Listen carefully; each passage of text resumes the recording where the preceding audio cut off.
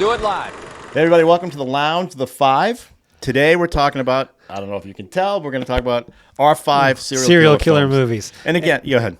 I wore my special, I'm going to strangle you with my black leather gloves, just for the occasion. No chloroform in your pockets? No, I didn't go that far. Polaroid camera? Nothing like that? I got my cut up extension cords though to bind people's hands and feet just in case. That's awesome. All right, so yeah, obviously we're going to talk about our 5, not top, but 5 films serial killer films we want to talk about. Again, this series that we do, The 5, that was Chris's idea actually, which I really appreciate. It's obviously there's thousands of serial killers. There's thousands of films. Yeah. We can't, and I don't like to do the list because it's arbitrary. It's subjective. So this is our 5 serial killer films we want to talk about. And the idea is also especially with this one, I think we've got some great ones on here that people may not have seen yet. Maybe. I would imagine most and of that these. they really, if you like the serial killer genre, as it were, you need to check out all of the movies here that you have not seen. I'm a little sad Maria isn't on this with us because she's one of those typical. But she's like a true crime expert. She is like true crime. But I mean typical. Yeah. The suburban ladies who sit around and watch crime films. But she is she's very good at it. She's very good. She knows all about serial killers. And she listens to this stuff. I don't know how she walks around the house not freaked out because she listens to this stuff constantly. These horrible stories about people who murder people. You know what it is? I think, with all of these things, it's like it's a law of large numbers. You got to think that, okay, maybe there's like 3, 4, maybe 5 active serial killers in the United States. You think there's that little amount? I think that there's fewer and fewer of them are happening because of, and I think this has been backed up by the FBI and law enforcement, is that forensics has gotten to such a point where the traditional guy who had a very specific modus operandi, that guy, it's very hard for somebody to do that kind of thing and continue to be free because forensics has gotten to such a point. And don't get me wrong, there's people that get away with murder every day. Yeah. But when it becomes that kind of thing, and when you get like a really focused high tech group after it, then and I think everybody having phones also, because you remember this, what's his name? Ted Bundy. Oh, yeah. He could they didn't have phones back then. They weren't connected. People were getting plucked left and right. Nobody knows what's going on. Oh, speaking of Ted Bundy, I heard this story recently. Don't know if it's real or not, but apparently he used to have a yellow VW Bug that he drove around in. Right. Apparently, at one point, he was in New York, and he literally picked up Deborah Harry, and she started getting the creep vibe from him and dove out at at an intersection. And then 2-3 years later, when he got caught, she was like, "That's the guy who gave me a ride." Good for her, Deborah Harry. From Blondie. He pulled the seat out. There was all kinds of weird shit. We also, it's not a shout out, but we have to mention Gene Hackman died. We got the news yesterday that Gene Hackman died. Greatest American actor that I appreciate. He's fantastic. I could watch him shave, and he's powerful. You ever seen Night Moves? I've seen not all of them, but I've seen many, many, many of his films. My God. I heard today that someone said he never did any film he was in was not a bad film, except maybe his last one, that Moose. Welcome to Mooseport. The one that drove him into retirement. I think we could say that was a bad one.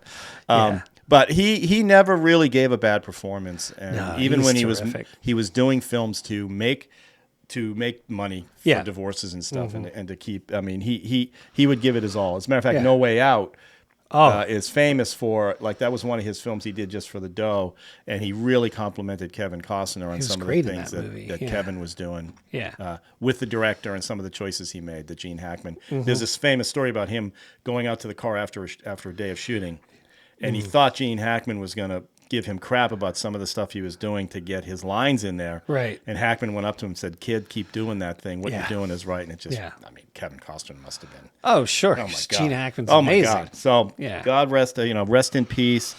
Yeah. Crazy story with his wife and the dogs, and nobody knows what's going on. Exactly. I heard this morning on the news that, they said that after looking at them, that they'd been there a little while. Yeah, they mummified hands. Their hands and feet had started to mummify. That's a horrible story. Horrible way to end his legacy. But you'll never forget his film. So and you know, it's weird. It's like when someone like that dies, it's like you're sad. Obviously, 90 some years is a long life, but you have this wonderful body of work that you can go back to. It's like when David Bowie died.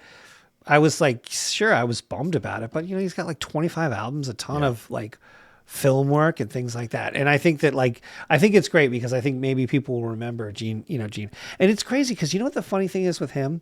You don't hear it too often. He literally retired. He's like, I'm done. And he didn't return, and he didn't like have comebacks. No, he was writing books and stuff. Yeah, I mean, he was keeping himself busy. His creativity was what he was wanting to do. Yeah, and his wife was 30 years younger than him. I mean, there was a lot of craziness in that thing. Yeah. But they were together for like 30 years. They got together in like 1991. Crazy story. It's just such a. And I was just watching the Oscar-nominated movie Anora. Oh, I haven't seen and that. there's a scene in there that is just a direct homage to the car chase in French Connection. Oh, really? As soon as I saw it, I go, holy cow, they're doing the car chase with reflections and all this. It's just, Gene Hackman. Okay. Yeah. All right, so here we go. Let's see what the first one we want to talk about. Hey, hit me with it. Oh, Jesus. All right, now. You made an interesting thing about this, which is like I could talk about this movie for 3 hours. Well, by the way. we can't. We're not going and to, we won't. But we won't. But you didn't want to do Silence of the Lambs, and it's fine. Yeah. I didn't either. Okay, because I'm going to say most of these on this list. It's interesting. They didn't make their money back. Yeah, no. Now, I think Silence, obviously, it was a huge worldwide hit. So I think it made its money back. I don't think the only one I didn't catch was one of them. We'll talk about, but. Most of these lost money, including Zodiac got murdered. But yeah, and I think, and it's funny because I one of the reasons I wanted to choose this movie is it is less seen, obviously. Even though I think most people know this movie pretty well, or at least know it now. It's Michael Mann film, and it introduced Hannibal Lecter. Yes, this is the spelled first, differently. Yep. Spelled differently, Lecter, different actor. Yeah, with Brian Cox. Brian Cox as and Lecter. I think it may be a better Lecter. In some ways, you know what? I'm going to go so far as to my hot take on this is I love Brian Cox's Lecter in this film. I'm going to say that it's equal to. Okay. I'm going to say that it's different, but it's equal to. I mean, that's fair. Because, I mean, I love Anthony Hopkins. And when I say and I'm talking about just Silence of the Lambs. The other two movies he was Lecter in. The sequel's right. Yeah. No, okay. And anyway, so this is based on Richard Harris's novel Red Dragon, which was later made into a movie by the stunning auteur Brett Ratner. Ed terrible. Norton. I mean, I like Ed Norton's good. I like it. I was reading Harris years before Silence of the Lambs. Oh, okay. So I was well versed in all that stuff. So when this stuff started pouring out, I was like, this is amazing. And I remember reading Silence of the Lambs. It's the only time I've ever read something that completely freaked me out. Oh, like, nice. It was like, this is legitimately scary. Yeah. And then that thing just exploded. But I absolutely love Manhunter. William Peterson. Oh, yeah. Dennis Farina. 1986 vibe. So he was in the middle of Miami Vice. I don't know if Miami Vice was out I think Miami Vice might have been 90s. I'm not 100% sure. No, Miami Vice I think it was on during this period of time. Okay, so this has a Miami Vice feel. Oh, gosh, and the Tangerine Dream, I think, did the music. Tangerine Dream did the score, I'm pretty sure. And it's the first time we're introduced to Lecter. It's the first time we're seeing the Lowndes, the reporter. Freddie Lowndes, and obviously the Red Dragon or the Dollahide, I forget. Francis Dollahide. Played by, I can't Tom remember. Noonan. Who was fantastic. Amazing. Right. Super tall, super great. Yeah. An early Joan Allen. You've done a great job in this film. Unbelievably good. The scene she does with the tiger. Oh my God. Playing blind. The tiger.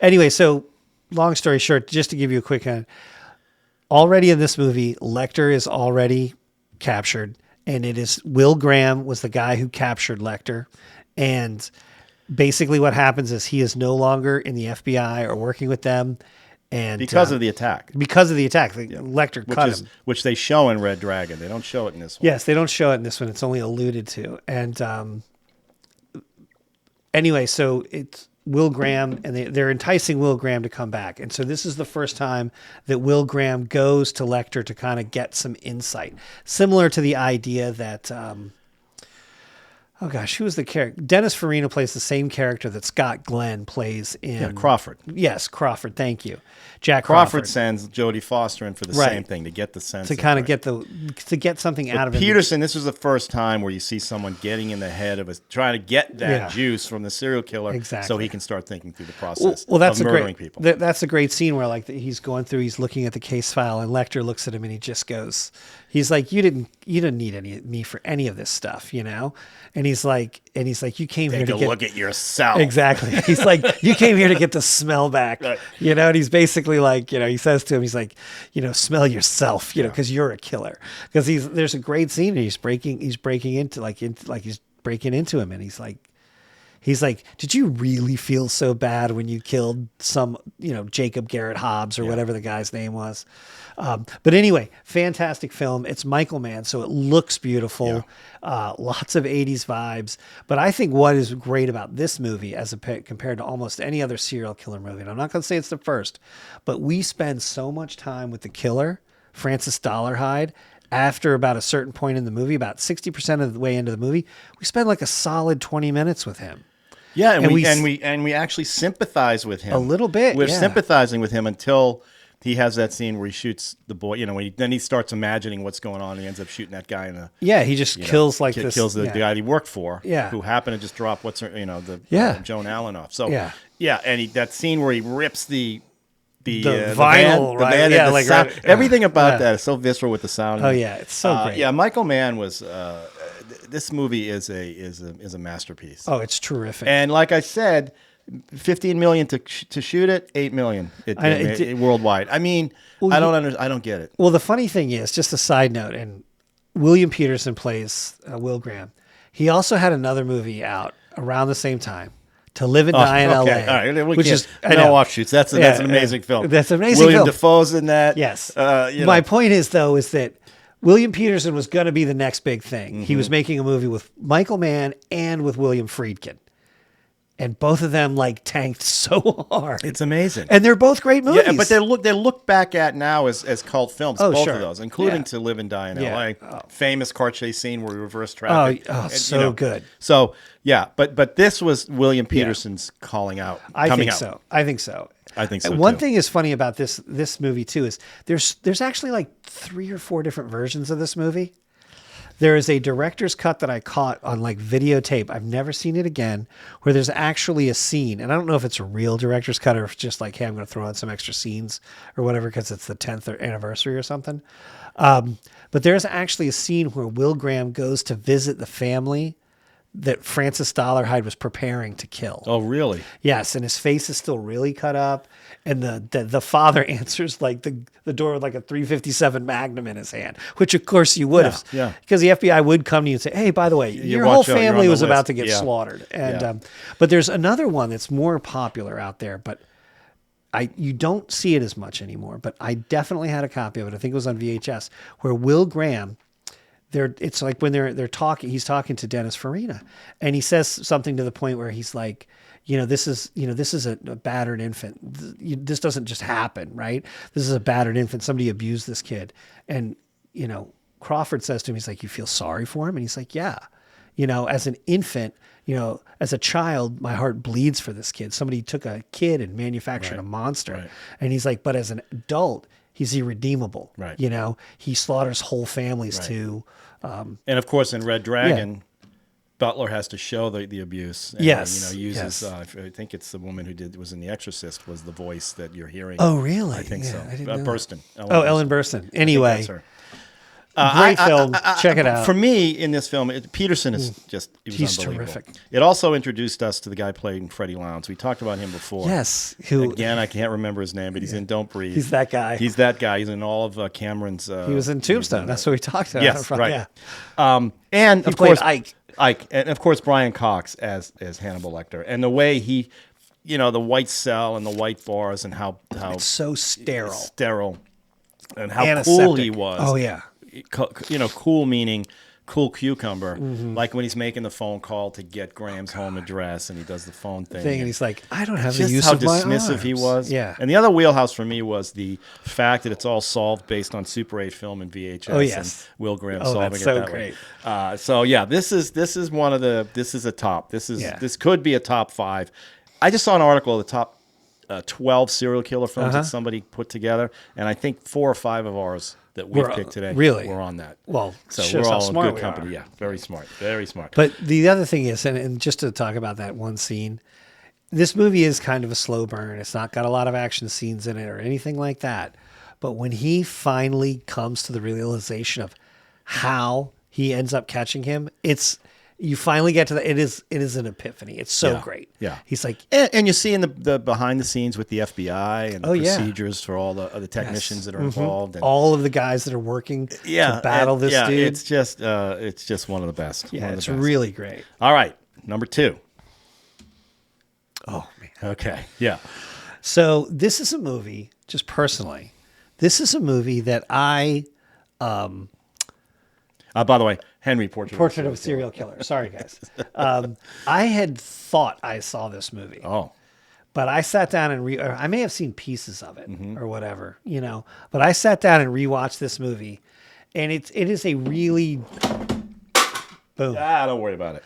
It's a kind of a weird experience now because it's really, really violent, and it's really, really disturbing. It's documentary-like. Yeah, you don't know you're watching a movie. You think you're watching real life. It's very. And by the way, I've only seen it once. Yeah.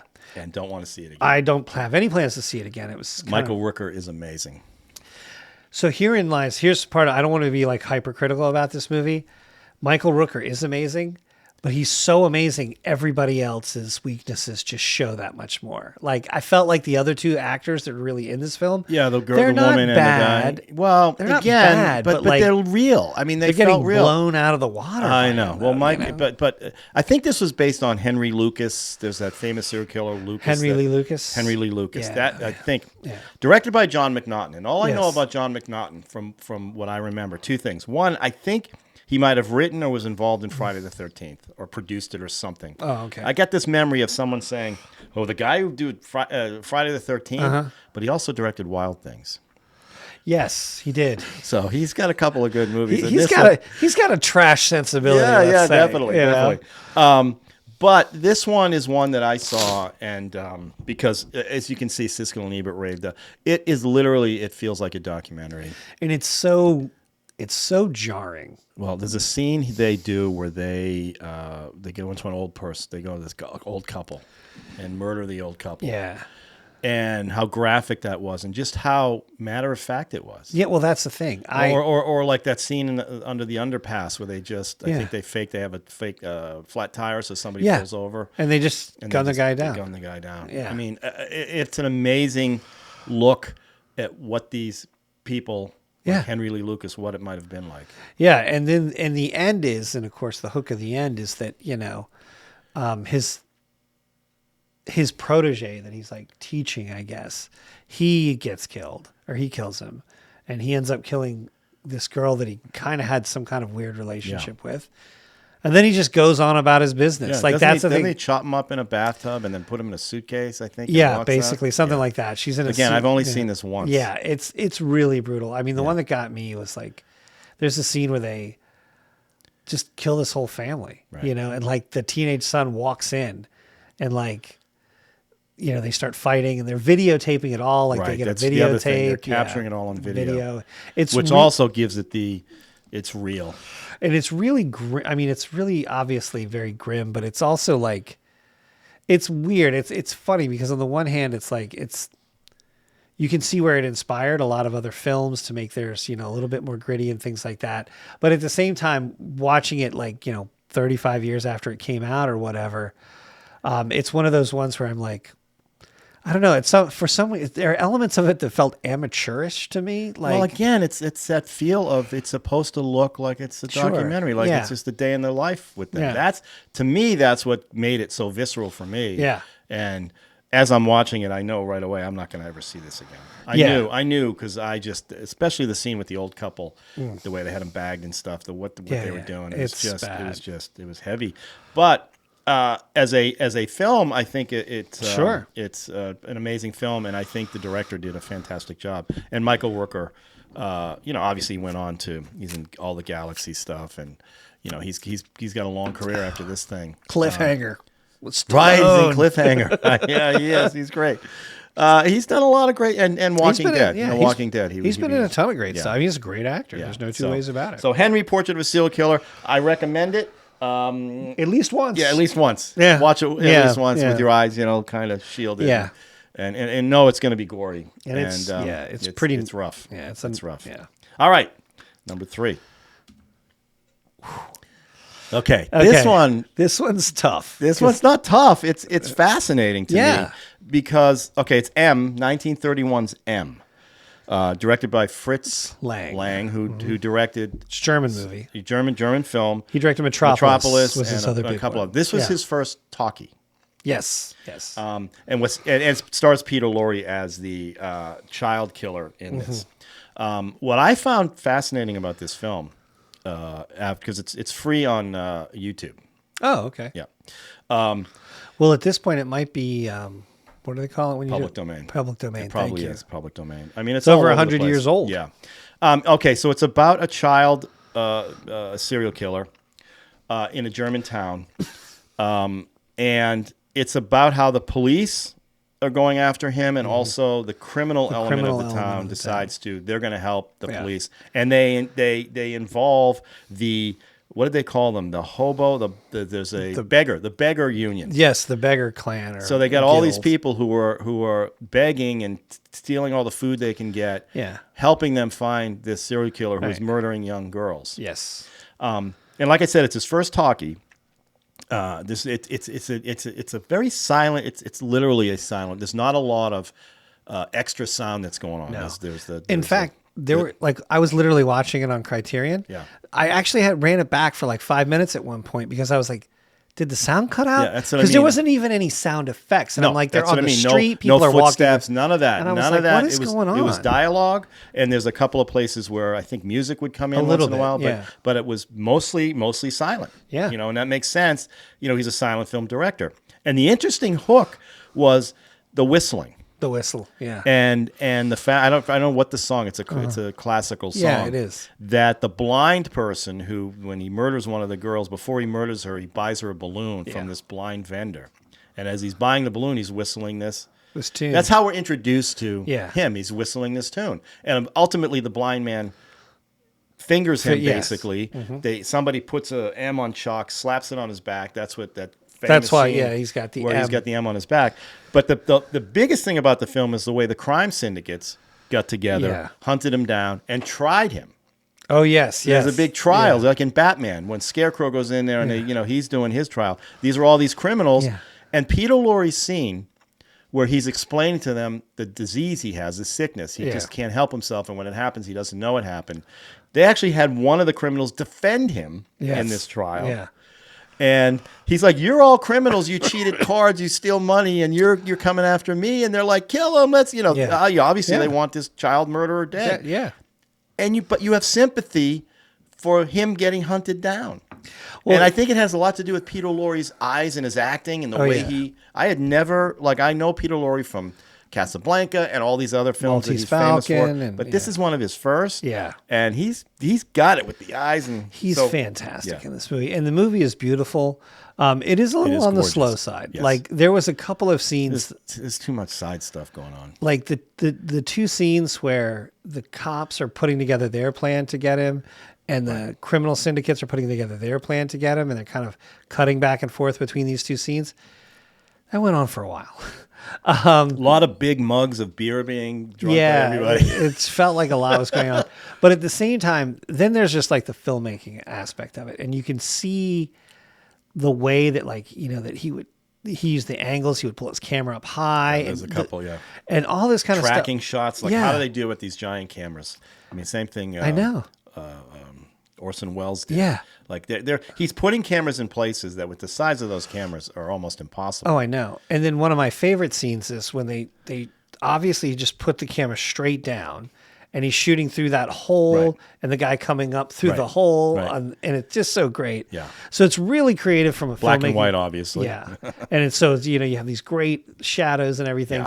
But yeah, you're right. Peter Lorre, something about his eyes. Like there was a scene where they found him in the closet or whatever in the storage area. The flashlight. And his eyes are so big. There's so much white to his eyes. He looks like a trapped frog. Yeah, well, yes. And the scene where he's pleading for his life. Pleading for his life with all the criminals. Yeah. And there's that scene in the cavern with like... Oh, it's so great. Yeah, it's gorgeous. And when the camera pans around, it's his view, and it's very tight. It went on for a minute. But then he turns around, and he slowly looks around, and there's 100 people down there. No, it's huge. It's huge. And they're all there, and it's like in this underground. It kind of reminds me a little bit of like this... I mean, it's not the same, but like just the idea that there's these huge underground spaces, kind of like in The Third Man, when they finally end up under Vienna. Yeah. There's just huge spaces down there. Yeah, and stuff like that. No, and for me, it's funny watching this. You go, wow, look at this. Is this the first time they show a killer writing a letter to the police? Oh yeah. I mean, there's a lot of procedural stuff in this film as well. Yeah. And a lot of stuff that Zodiac went on and used. Yeah. The letter to the editors, the fingerprints, how they get all this stuff. Can they get fingerprints off the letter? Right down to what kind of table he was writing on, that the police go in and try to figure out if this is where he was writing with the red pencil and all this. And I think it sort of set the guideline for other serial killers down the road, serial killer films. Yeah. Well, this is 1931. Well, the guy who they think or is most likely Zodiac, and we'll get to that in a second. But the guy, Arthur Lee Allen, right? That guy, he was a big movie guy. Right. So he probably was familiar with them. Well, his whole thing about the hunting the humans was... Oh, yeah. So, that was from... yeah, we'll talk about that in a sec or whenever it pops up. But I just felt like I'm watching this going, oh, look he's taunting the police with his letters. Like I said, this is fingerprints. They're finding some of the candy wrappers and stuff that he had touched maybe. And also, like, there's that great scene where the police are literally breaking down. You're going to take block 1 through 4. Or whatever. Was that the police or was that the beggar union? I think that was the beggar union too, right? Maybe it was them because they're the ones that ended up following him and tracking him. Yes, they were the ones that found him. They kept each guy took over for the once he put the M on his back, they were able to track him. Yeah, and they trapped him in the building basically. But what's interesting is the way the film ends. Yeah. So I think the police come into that cavern and they actually take him away. Yeah. So the criminals don't kill him. No. But there's that scene with the mothers. Yep. And they say, well, maybe we should watch our children more. And I've heard some things that it's like Fritz Lang was trying to say, guys, you got to watch your kids. You just can't let them run around like, people are going to take them. Well, it is. I just thought that was an interesting aspect too. Because they never, it's funny because all these judges come in, 3, maybe a tribunal of 3 and more. I don't know exactly. Judges, but because they put on their little hats and everything. Right. But you never hear them pronounce sentence. Nope. It's just the mothers going, it's not going to bring back our kids and maybe we should watch our kids more. Yeah. Which is a funny sentiment for 1931, but probably true. I mean, it's one of those things, where it's like. Well, they were saying, part of it is these killings were happening. Yeah. And the kids, and that whole scene at the beginning where the kids are singing that song about he's going to get you, and the mother was all upset, and ultimately her daughter gets killed with that shot of the ball just rolling and the balloon up and some of these Fritz Lang obviously knew how to point the camera and shoot and the angles and all that, and just like you said, the German expressionism with the shadow. That one scene where she's bouncing the ball on that sign that says 10,000 whatever, and then the shadow of Peter Lorre goes on that sign, and that's how he's introduced in the film. And we never even see him until physically see him until halfway through the movie. Yeah. Because he's just this unknown, and I think that's predator. Really great too. It's we don't know who he is. We don't know. And the funny thing about the movie is, all the way up until the end, until he finally is like, I'm sick, you're not even sure they got the right guy. What do you mean? You knew they got him.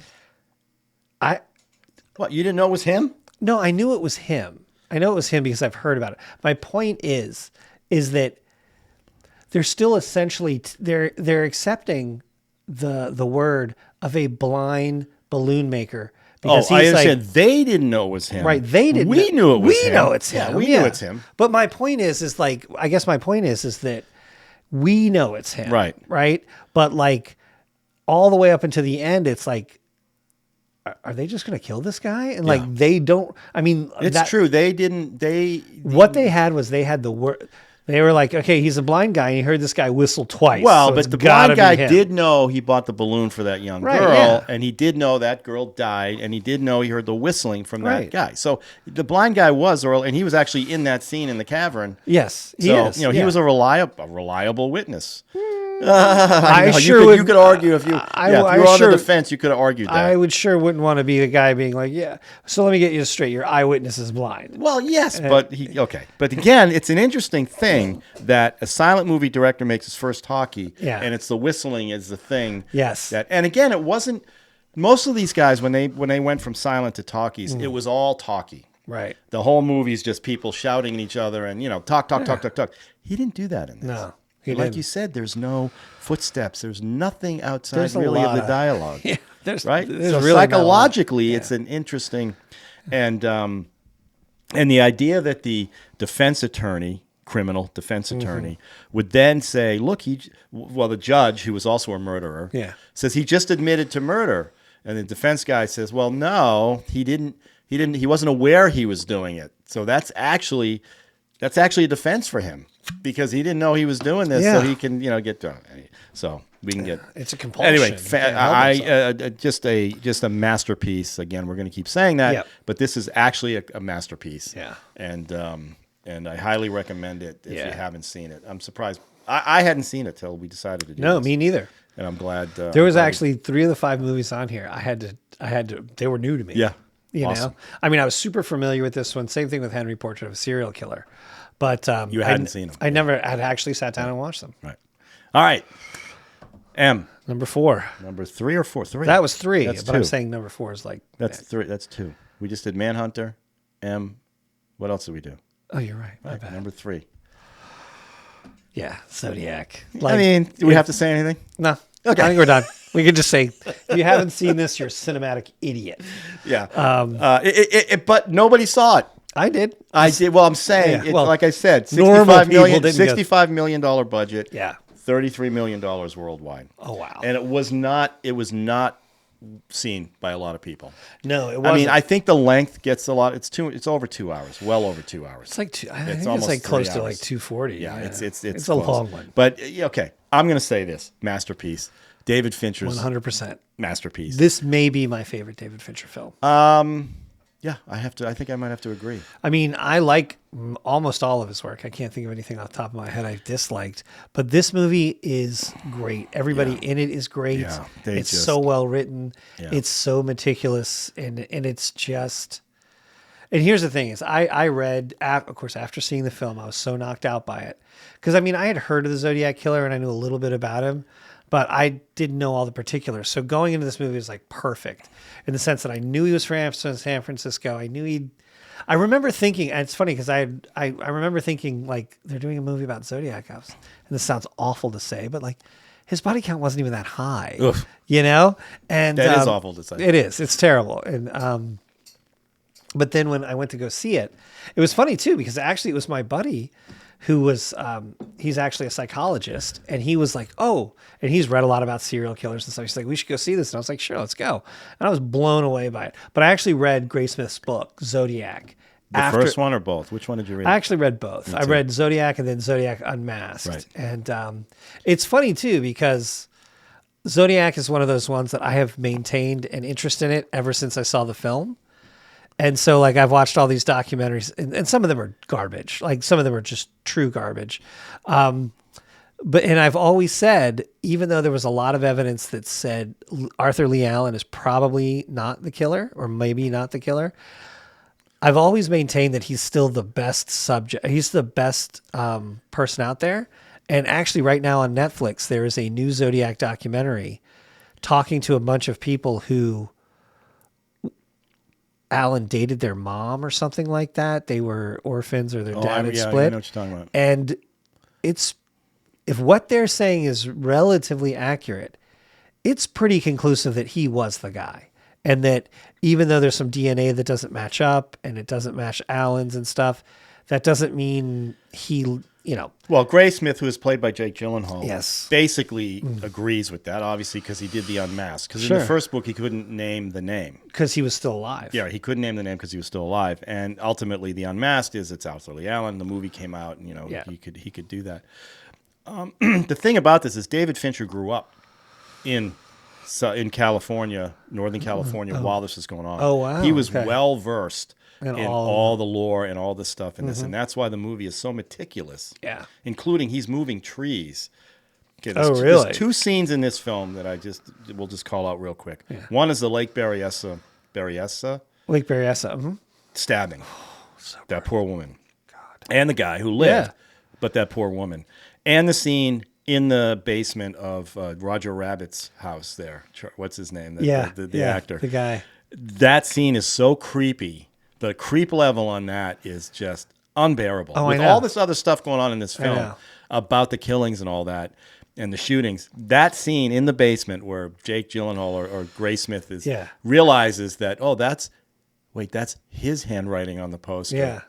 And that's his whole thing. If it's the handwriting, we got him. Yeah. And then hearing the creaking of the stairs. Are you sure there's nobody upstairs? And when he comes up, and it's one of those locks that I hate in houses. It's a double tumbler. And it's locked on the inside. If you don't have that key, you can't get out. You have to use a key to open it from the inside or the outside. There's like a fire hazard with that. It's like you're trapped. It's like the creepiest thing in the whole film is that key. It's funny. I have that in my house. Like you got to get rid of that. Man. No, man. Because do you leave the key in the thing when I'm home? Yeah. Oh, okay. But I had it in my house in the city too, because I had the doors that were half of a window. So I didn't want anybody to just be able to go pop and flip a lock and walk into my house. Yeah, yeah. They can go pop. And then at least they had to climb through it. Don't get me wrong. Well, we added them here. So, I have the same. So I have a key that if they come in, they can't reach for, they can't find it or whatever. Exactly. Yes, we have a key that we keep but that right next scene to where he comes up and the way, and it's my favorite scene because the way Fincher shoots it. We see Gyllenhaal come up the steps, and it's in a mirror, and then it's just freaking brilliant. It's just so good. This movie it's so great, and then when you finally reach that moment where Gyllenhaal takes out what's his name, Dave Toschi, played wonderfully by Mark Ruffalo, right? When he takes him out and he breaks the timeline down about how literally 50 yards. He puts the two salt shakers down. And he's like yards from here to there. Arthur, and he's like, Arthur Lee Allen was in jail, no things. He gets out of jail, let her start again. All of everything, the timeline broke down so perfectly, but yet it was really in a lot of ways all circumstantial, right? Right. But that being said, it's such a great scene. And I do love, I also, talk about rewatchable scenes. The scene where he goes and watches Dirty Harry. Oh my God, Dirty Harry! I was just the Dirty Harry scene at the Odeon or whatever it is. You're gonna get him. Yeah, and he's like, who cares about due process? Like it was just such a great scene because here's the thing, I had seen that movie half a dozen times.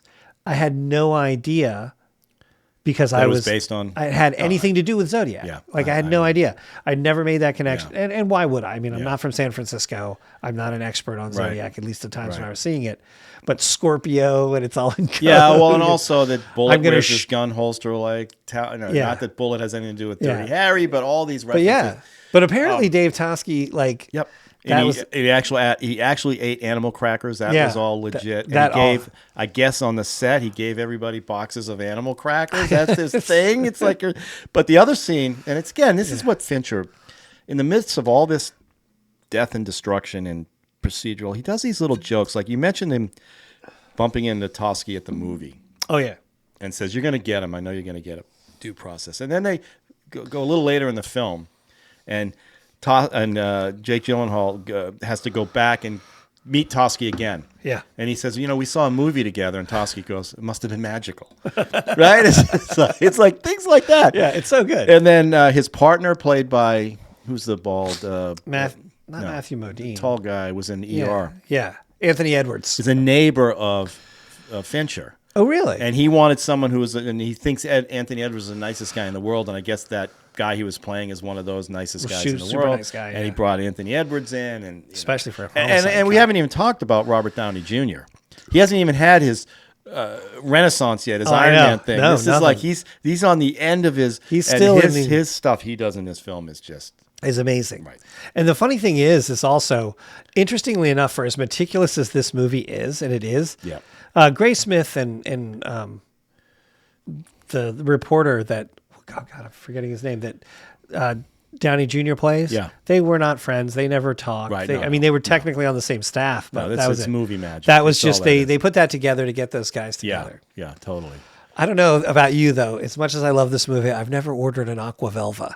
It's not real. Oh, it's not? No, that's a fake. That's a Fugazi. But it's a great scene. That is a great This scene. is the movie. I talk about this all the time because I talk about stuff all the time. I'm an editor, a video editor. Mm-hmm. Most people, when they edit, like to listen to music. Yep. I use movies as my metronome. Okay. As I'm cutting things. And there's two films in particular that I use. One is Michael Clayton, and the other is Zodiac. Nice. And part of that is I know every scene. I know all the rhythms of every scene, and it just keeps me grounded when I'm in the middle of, because editing is, because when you have all this footage and you need there's starting points you need, otherwise you get overwhelmed. Yeah. And this just keeps me, and this movie in particular, because it's so long, is a really nice one for me to use to edit with. And I can't get enough of the film. And I watch it more than one time a year. I watch this thing all the time. Oh, I watch it every time I run into it. Like every time it pops up, and like if it suddenly shows up on, I mean, I have it on, I think it's actually DVD.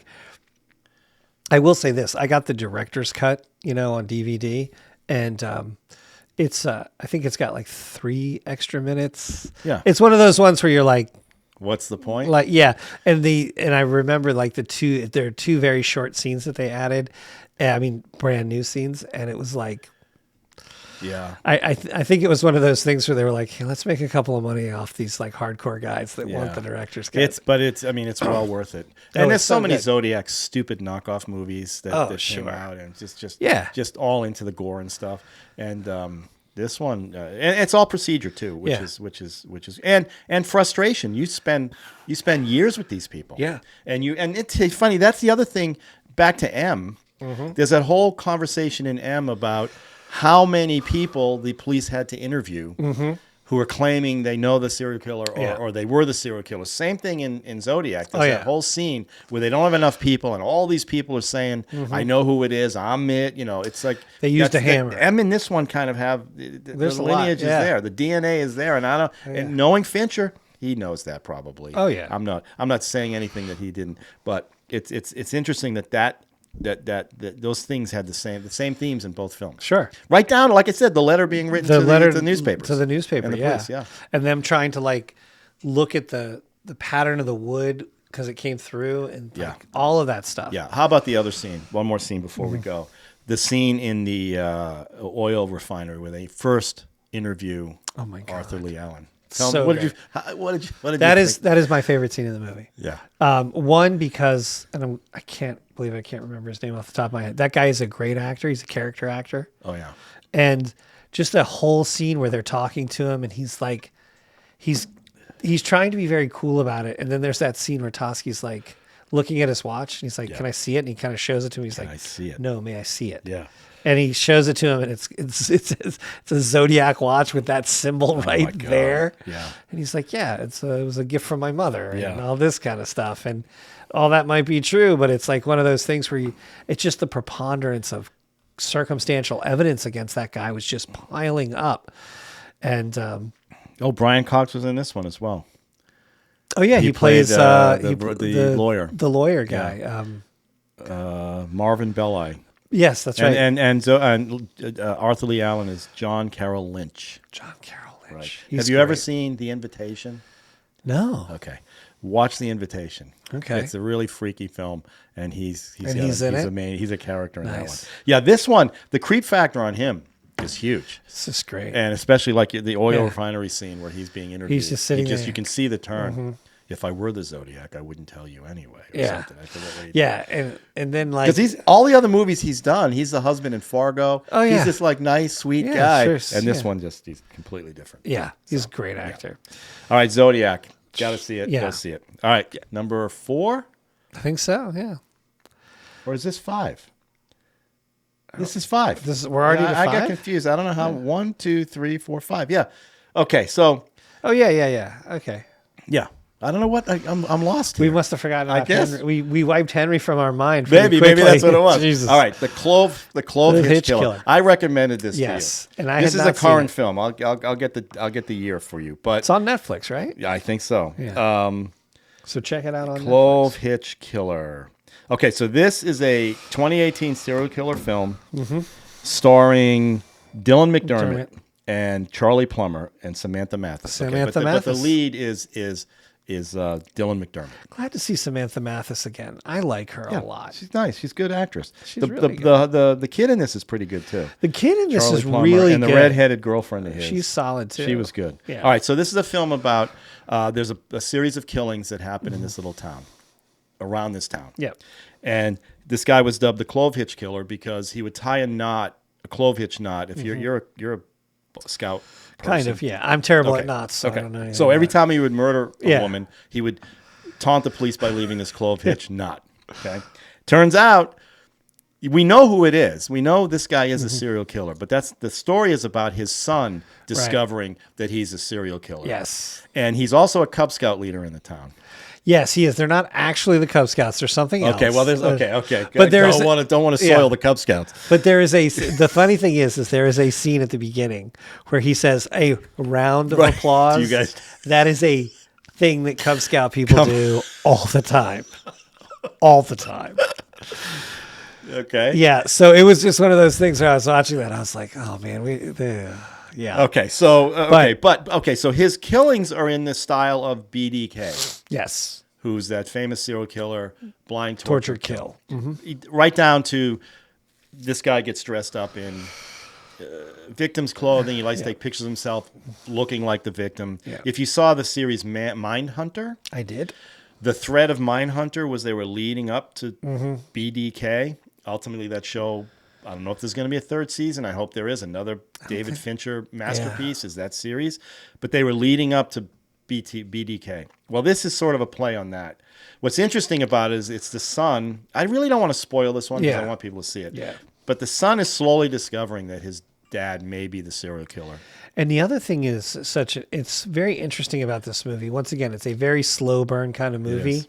And it seems everything is very muted and kind of down, but it ups the level of creep because certain things start to come into it. Like so this guy's a scoutmaster or whatever, and he's, trying to make his kids be, good people and all this. But then and yes, they're religious, but then you start to realize their level of faith is very intense, and it's very it guides everything in their life, right? Well, the mother in particular. Not so much him, the father. But. Well, no, but I mean, he's going to church. He's obviously an active member of the church, right? And all this kind of stuff. And then it just gets really weird, but it never gets over the top weird. Do you know what I mean? Yeah. It gets disturbing, but not over the top disturbing. And one of the things that I found very strange. It's pretty creepy. It's super creepy. But I mean, let me put it this way. They don't, I feel like they don't do anything in the film for almost salacious reasons. No. They don't but there's scenes where yeah. But it feels all very realistic. And one of the things I noticed about this movie, there's almost no music. Mm-hmm. Virtually none. Yeah. And so to the point where it's eerily quiet all the time. There's very little ambient music. Yeah. And there's almost no soundtrack. So it's it's just very quiet, and it lends itself to this creepy. Well, that adds to the this terror dread, because there's scenes where ultimately you see him performing what he does, and it's so matter of fact, and it's so like you're saying quiet and real. Again, we're back to that. That it raises that the disturbing factor pretty high. Yeah. And his performance is great. Oh yeah, he's great. He nails this one. Yeah. And I highly, highly recommend this film. And it's one of those things where there's an element of this film too, where it's like he starts talking to his son, and his son has doubts, and the way that he allays his fears, and part of it is his son wants to believe him. Yes. And that's part of. He's got that whole son-father relationship. Yeah, he's he wants completely conflicted. Exactly, but it is a really. This was a good call, man. This was a really good one. I really enjoyed it. Never even had heard of it. I know. And it was one of those ones where you're like, oh man, that was really well. good. I watch Red Letter Media. They're an actual successful YouTube channel that talks about movies. All right, very successful, and they're fantastic. They spotted this one. Okay, and that's where I found out about this film. Nice, and I'm glad I did because, he's really good. The son is playing really good. The filmmaking, they do some time shifty stuff that's sort of interesting. Yeah. And then you add the creep element of the fact that he's a Cub Scout, he's not Cub Scouts, whatever this thing is. Yeah. He's a leader in that thing. And he's a leader in the community. But I will say this, just to throw a little shield up for the old BSA there. Is it still Boy Scouts or is it we're Scouts? Now Scouting America. Scouts, okay. But one of the things is funny though, is that a lot of these like really hardcore religious churches and stuff have stopped being associated with the Boy Scouts, and they've created their own version of scouting. Oh, so that's actually not like completely like it's not like they just are like there's no way the Boy Scouts are going to let us put their name in a movie about a serial killer, which is true, but I personally know that there are people that are involved in they're very religious, very kind of conservative religious churches. They have dissolved all their relationships with the Scouts because they're too liberal. Oh, wow. Because Scouting now allows homosexual den leaders. Oof.